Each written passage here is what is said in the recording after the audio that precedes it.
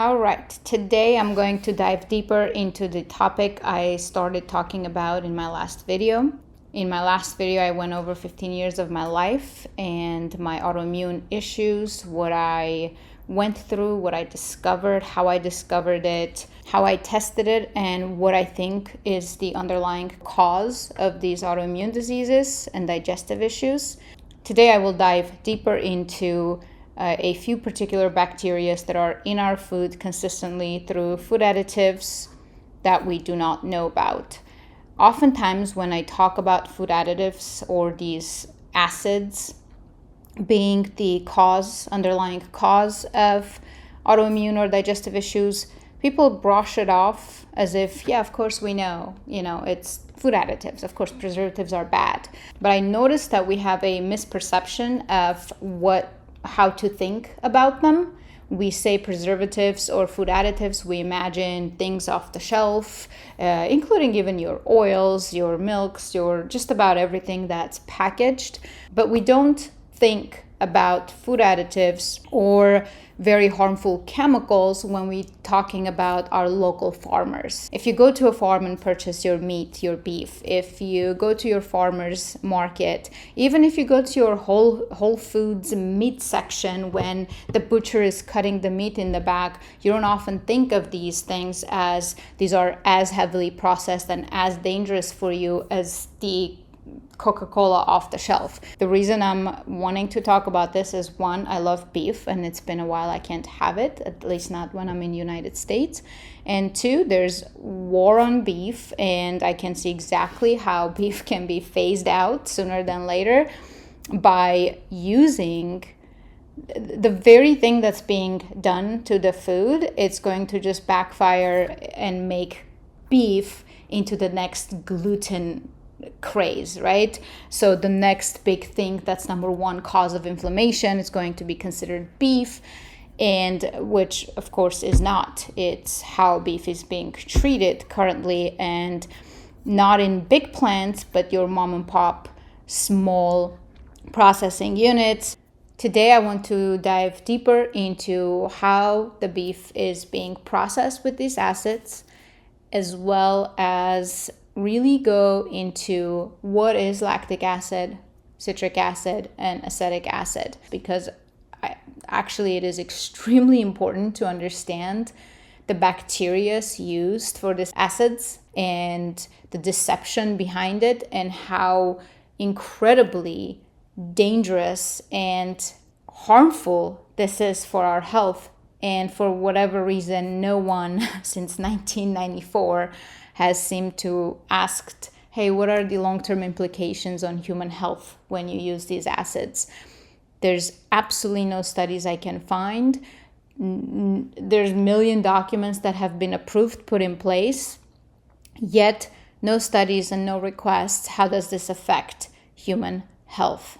We are basically being poisoned slowly. My last video's title, I said slow poisoning of a nation, and that's precisely what's happening with these acids.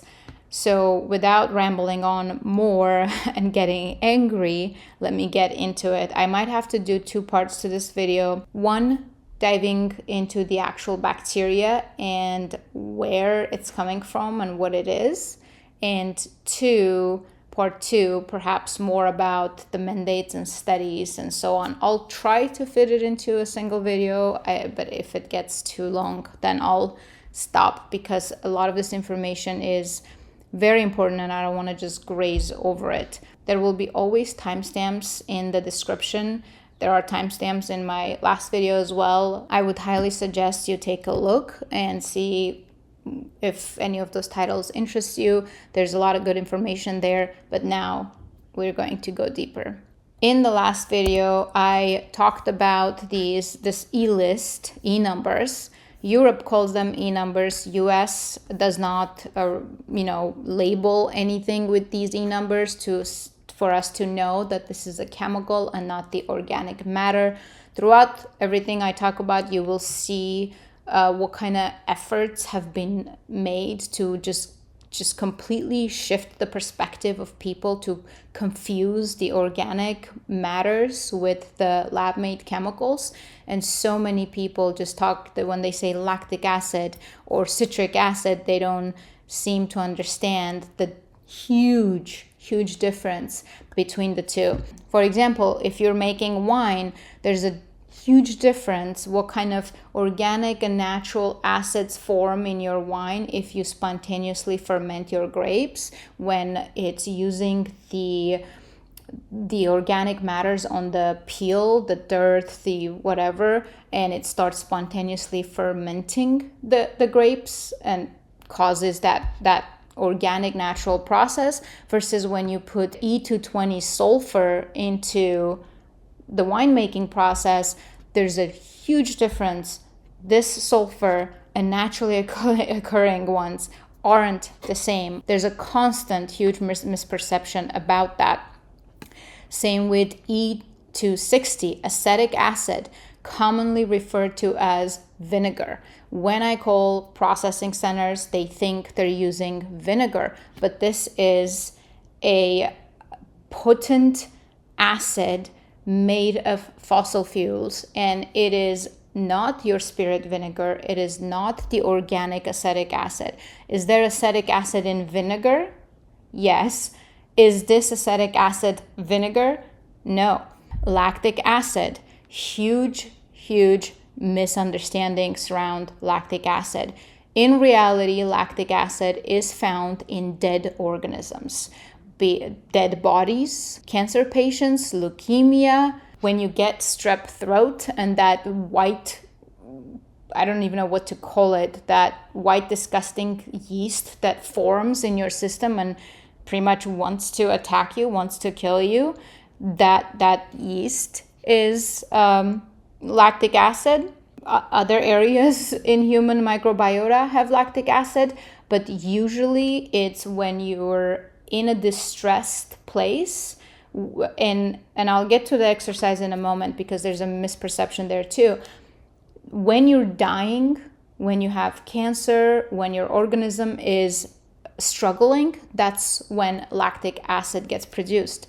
If you take a bird or an animal and cut off the oxygen supply, you will see increase of lactic acid start forming in that organism.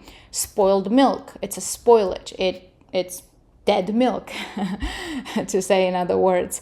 And we keep talking about how, well, the yogurt has lactic acid, it's probiotic, kombucha, lactic acid, probiotic, and it's positive. But again, huge misperception whether, let's say, if you make your yogurt yourself from your raw unpasteurized milk in home setting without adding yeast, that is a very different process than adding the yeast.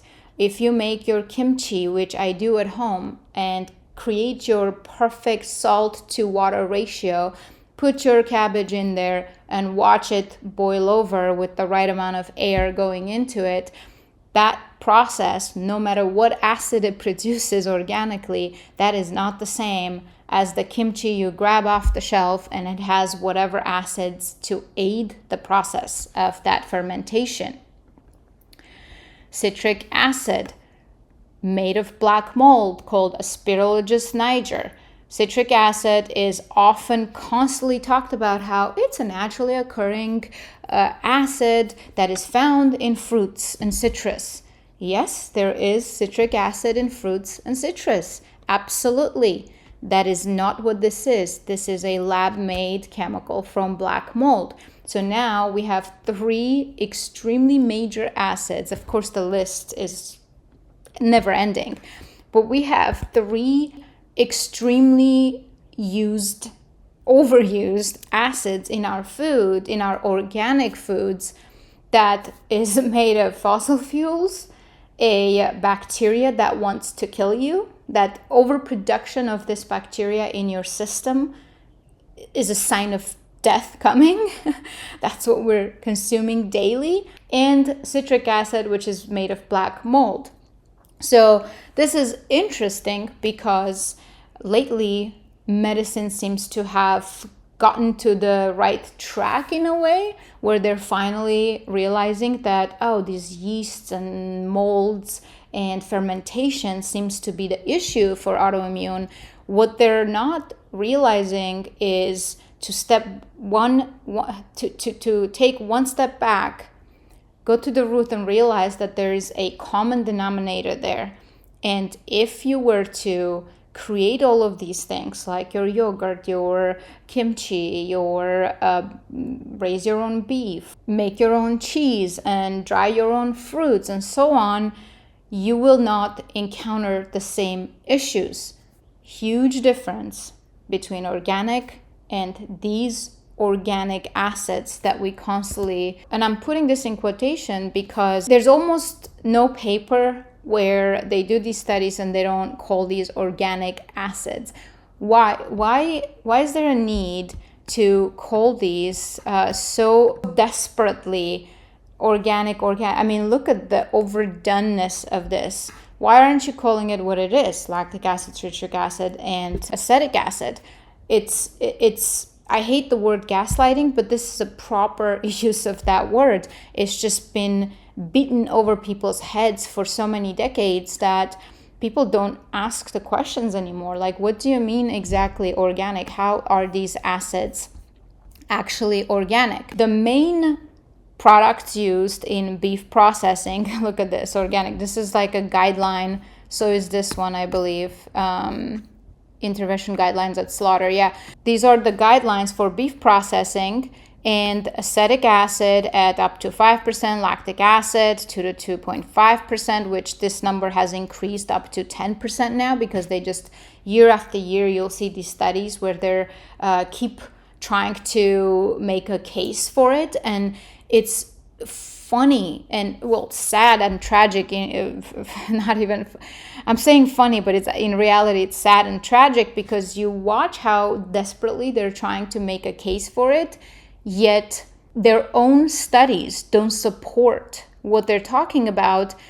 And I have a feeling the officials who are supposed to be signing and approving these, I really doubt they sit there and read these studies. Because if you're not, if you're a well-intended person and the purpose should be for human health and just making decisions by data, then you cannot look at those studies, analyze it, use your brain cells, and say, okay, yeah, this looks good.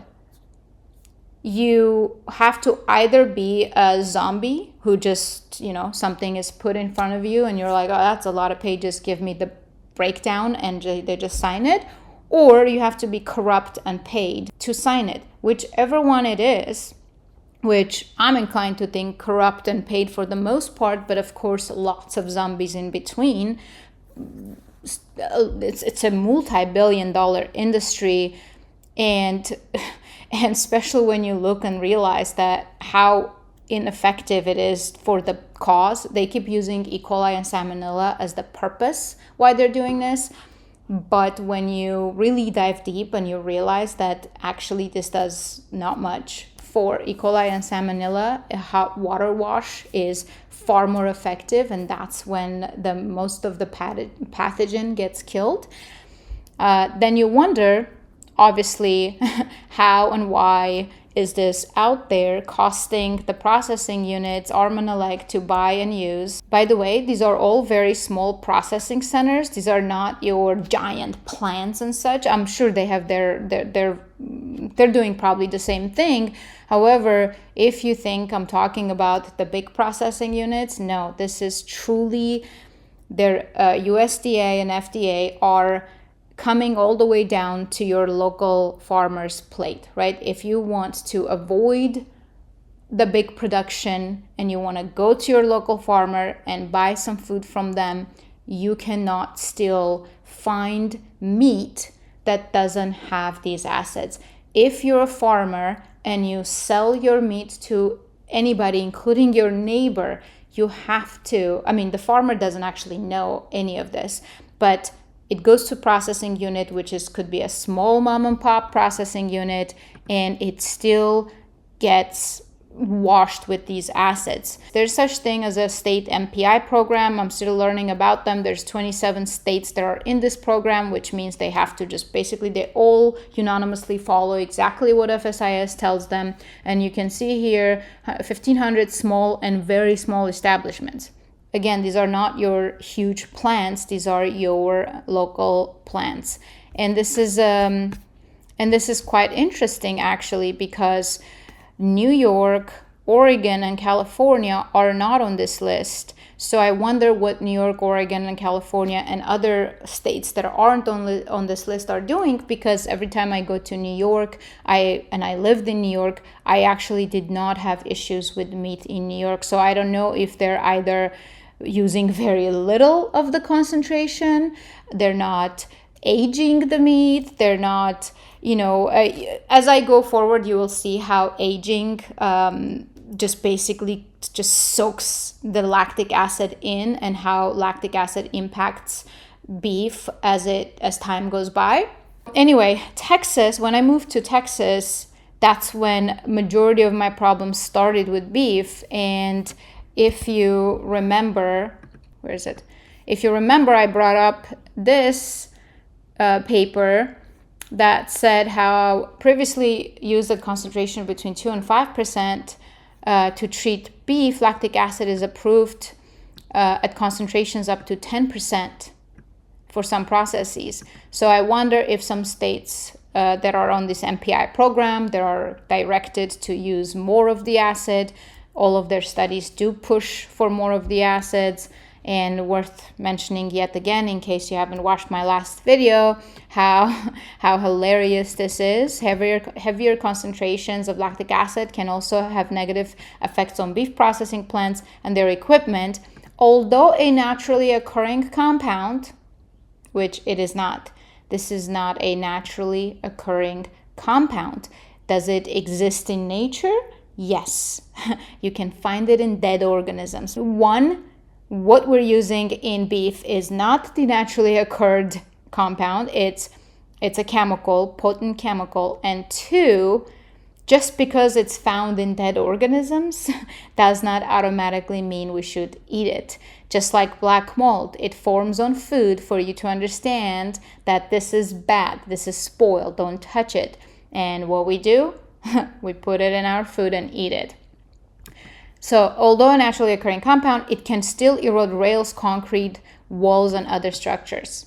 So as I mentioned last time, if this erodes concrete, how are we not concerned? What does it do to our guts, right? Now actually let's jump into the bacteria. Quickly here.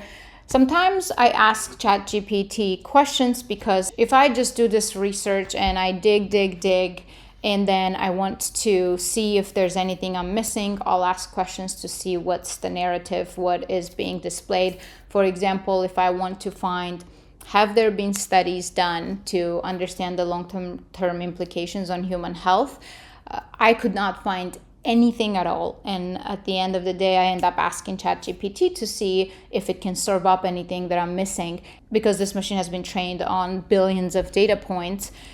And of course, also because there's this huge narrative to serve this to you as organic and pure and good, I think if there were any studies done that this is actually safe, it would be shoved on your face right away, which is not the case. So I asked to explain the commercial production of lactic acid. The important part here is the fact that the main bacteria used for this are Lactobacillus and Streptococcus. We will go back to those bacteria. And then they take these bacteria and they grow them in large fermentation tanks by giving them carbohydrate sources like corn syrup or molasses and other nutrients. Like corn syrup is a nutrient. So basically they take poison, add more poison to it, and they create crystallized poison. Very good for you. Natural and organic. And then they often try to confuse you with the chemical synthesis versus fermentation. They call the fermentation organic just because just because mold exists in nature, lactic acid exists in nature. And the funny part is they call chemical synthesis when they're using natural gas and so on. Natural gas also exists in nature. Why is one considered chemical and one considered organic? It's just, again, huge dishonesty and gaslighting. And worth mentioning also that, of course, lactic acid, it is used in pharmaceuticals. So if you're taking vitamins, medicine, you gotta understand what it's made of. You should understand what your vitamin C is made of, what your zinc is made of. Here I usually focus on food because that's something we consume every day. That's supposed to be our source of life. Hopefully people don't consume medicine every day, although this is USA and it's the brave new world and everybody's on meds. But I'm not going to focus on meds. If you're on meds and you're having issues, I'm not a doctor, so I'm not going to say stop taking your meds, but talk to a doctor that maybe has a different opinion and get a second opinion. And as far as exercise, because I was talking to someone who said, well, exercise is huge, goes without saying. We are humans. We're supposed to move. Our guts and intestines supposed to move. So if you're not moving at all, you're going to have harder time. I think I'm not going to focus on exercise just because that goes without saying, in my opinion. At least walking minimum 40 minutes a day is a must. If you do not move, you're going to have more issues on top of the issues you already have from the autoimmune. This is where I asked what studies have been done to ensure lactic acid is safe for human consumption. And of course, it just goes into how it's approved by the FDA. It is generally recognized as safe. That's another terminology that will be consistent throughout. Generally recognized as safe. Nothing as to how, why, who decided. I mean, of course, FDA decided, but on what basis? How did this become generally recognized as safe without any studies, right? Then it goes into how, this study was published and it talks about the efficacy of lactic acid in reducing E. coli, blah, blah, blah. Yeah, no kidding. I mean, it's an acid, so it might kill a thing or two. It erodes concrete, as we mentioned, and it might kill us as well. So that's not what I'm asking.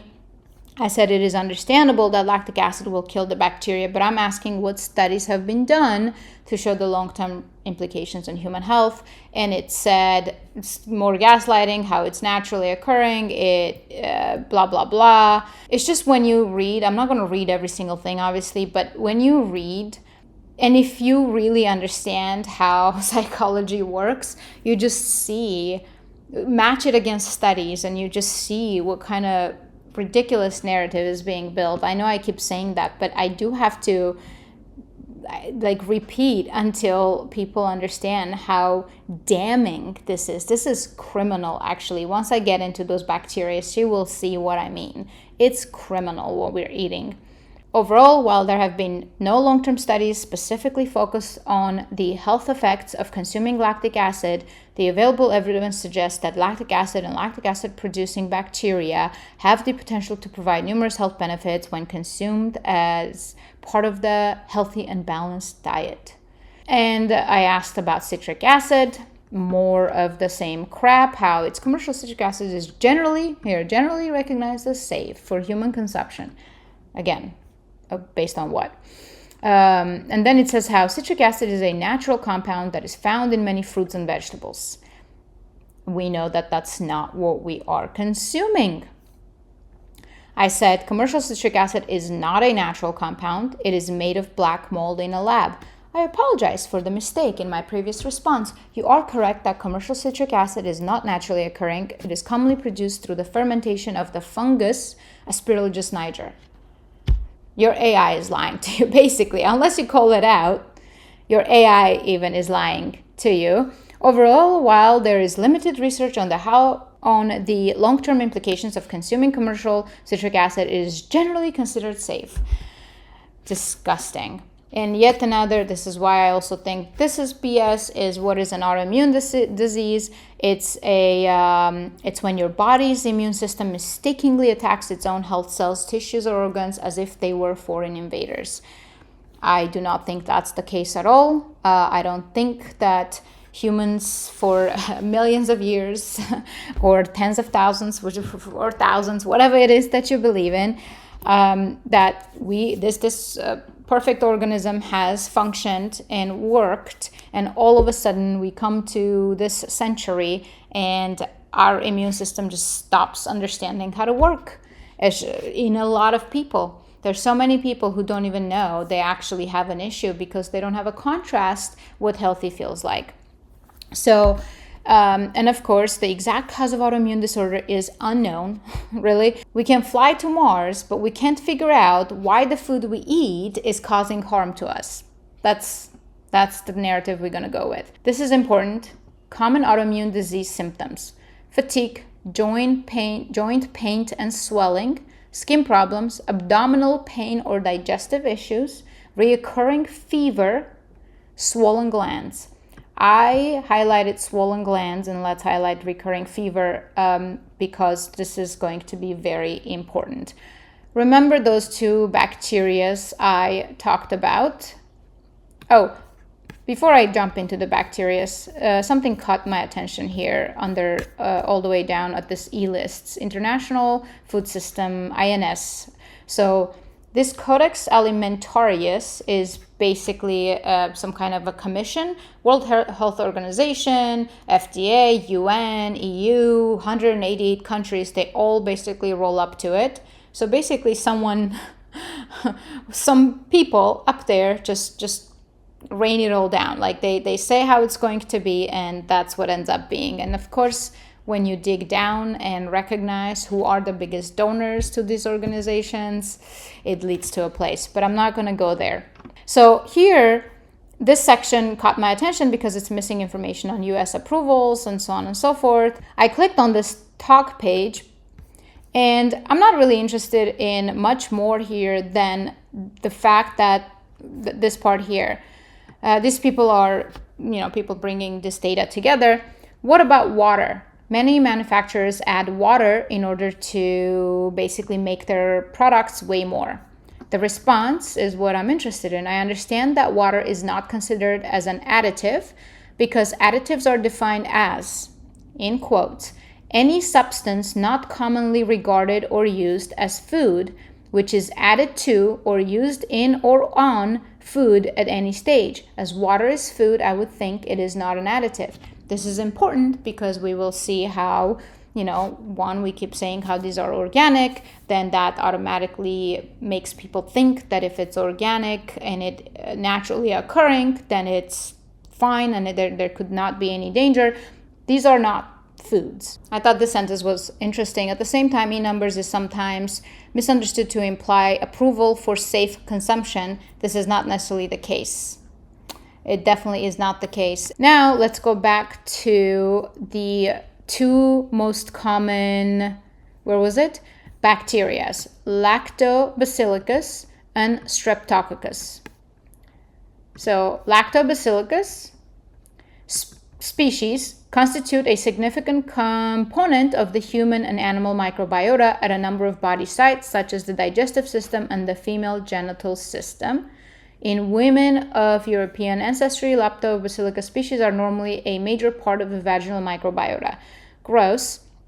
But so let's pretend and suppose that this is, a naturally occurring compound. This goes into how certain species of this are commonly found in probiotics like yogurt.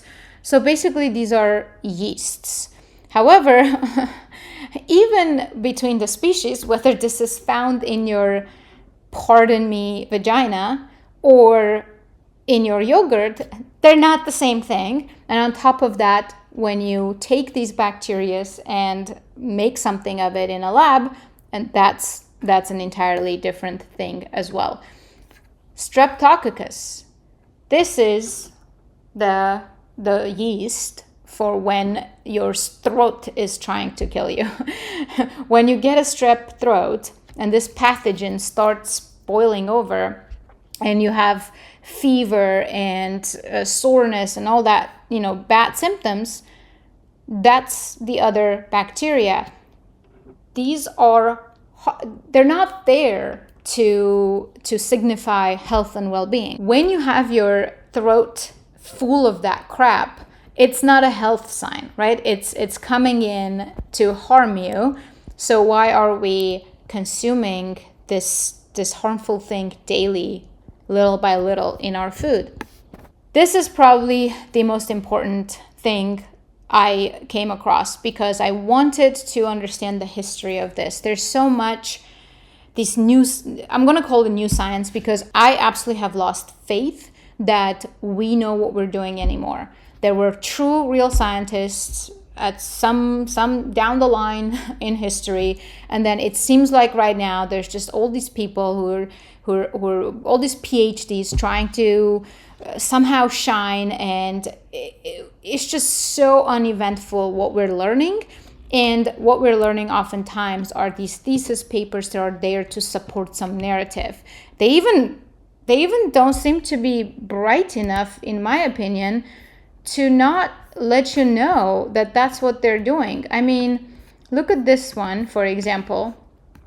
While studies are important to validate, prove the effectiveness of intervention. It's not important to validate a study. It's important to understand the truth about the efficacy of the intervention, not important to validate it. At the end of this report, there are some references to scientific studies to support the interventions. That's not how science works.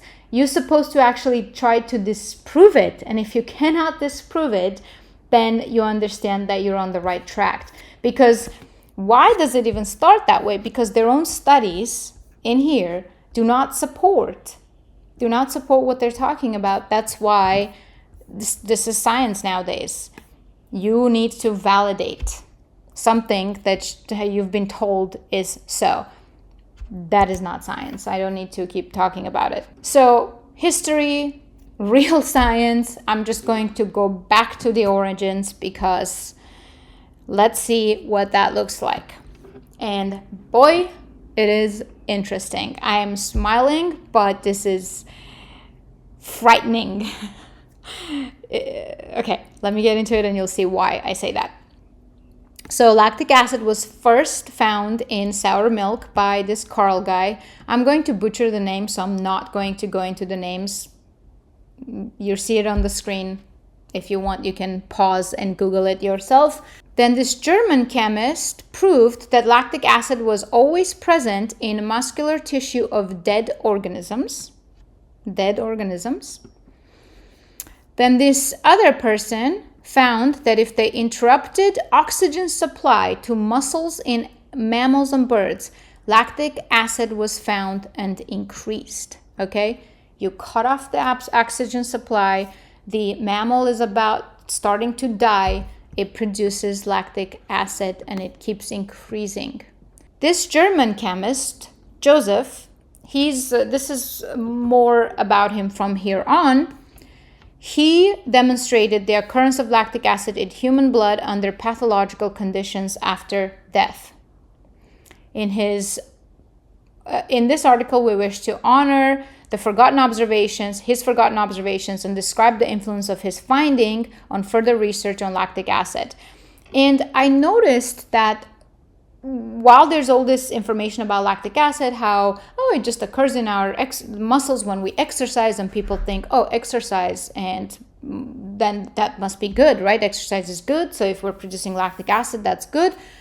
That is not the case. There's a huge misperception there too, and it looks like there's a lot of PhDs that are starting to maybe recognize and realize and go back to the history and realizing they're like, wait a minute, I don't think this is accurate. I think we've been lied to. And this is one small segment I'll play here so that you can see what I mean.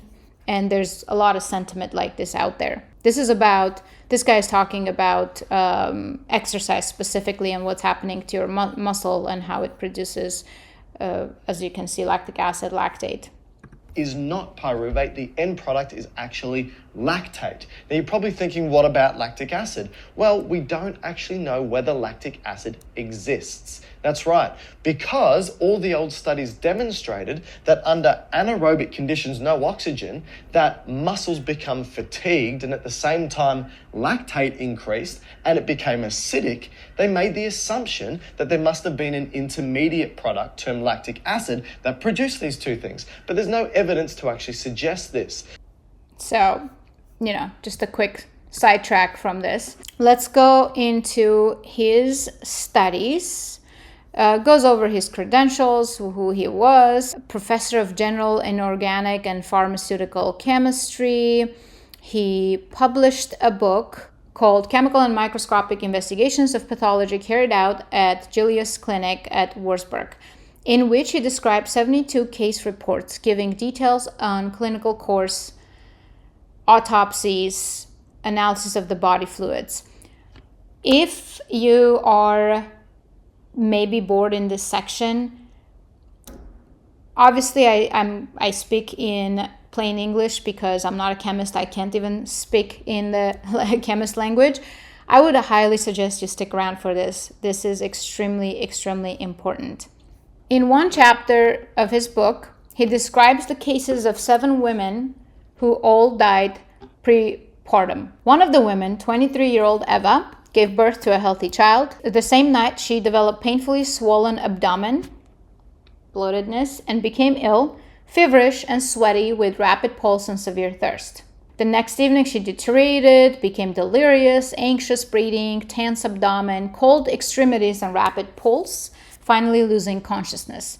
Cold extremities is actually very interesting. It keeps reoccurring in his studies with all these women. And of course, it's understandable if you're dying. But at the same time, we know that statistically, more women have autoimmune disorders than men.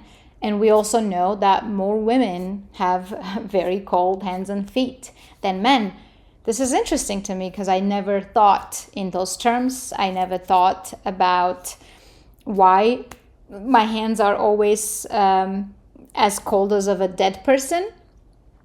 But this is quite interesting.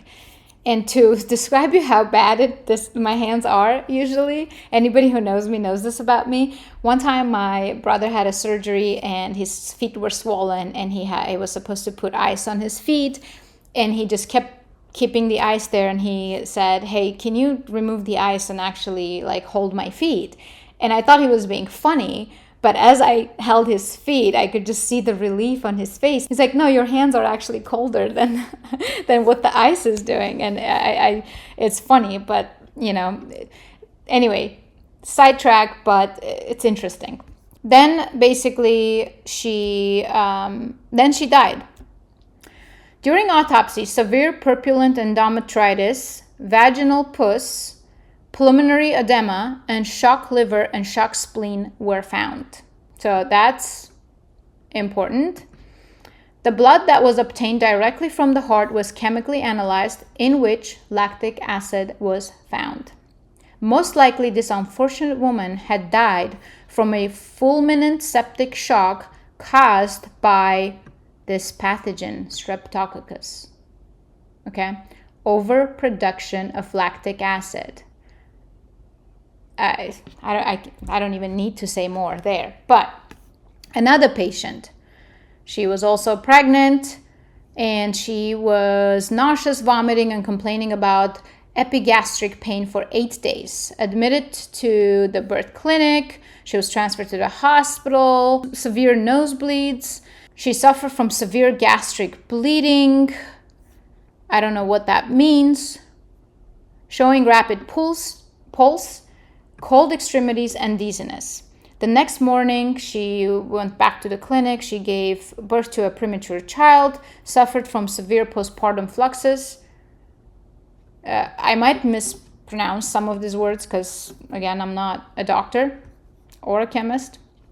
She was again transferred back to the hospital with cold, clammy skin, tachycardia, severe lochia, and persistent whatever that is, but without signs of an acute abdomen. She became restless, followed by chills and profound sweating, deteriorated, and died.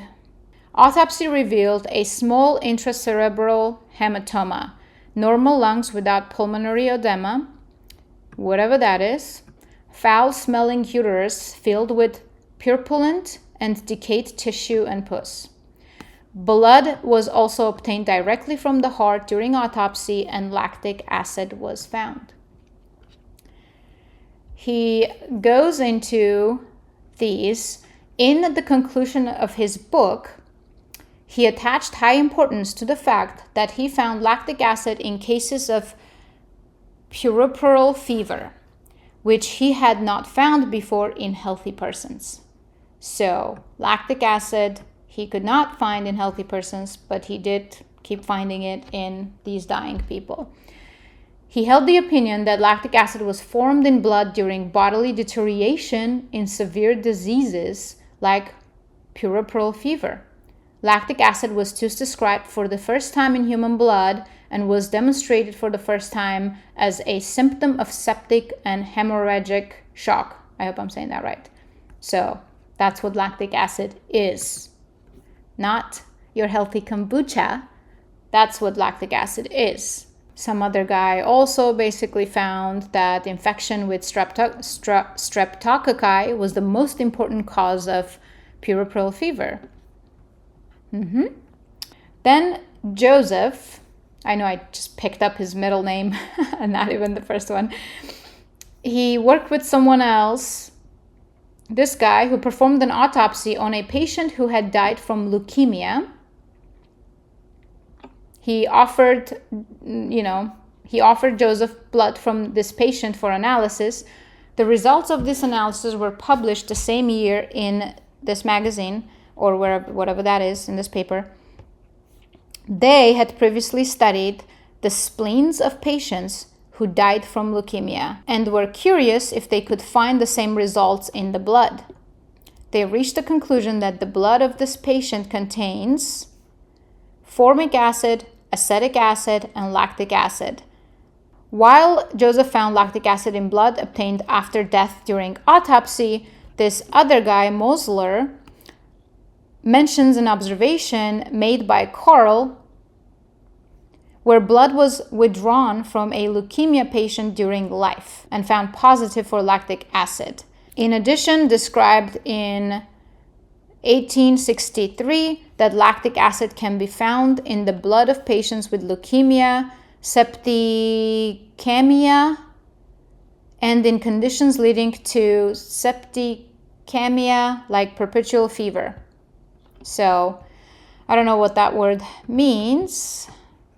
Blood poisoning, especially that caused by bacteria of their toxins. Yeah, so that's what that means. Blood poisoning caused by bacteria. That's your lactic acid. Then more people got involved in later years. This guy was able to demonstrate lactic acid in the blood of patients suffering from leukemia, anemia, congestive heart failure, chronic obstructive pulmonary diseases. Basically, this whole thing, I don't need to keep going. I think, it's ending anyway. As we can see, that's what lactic acid is.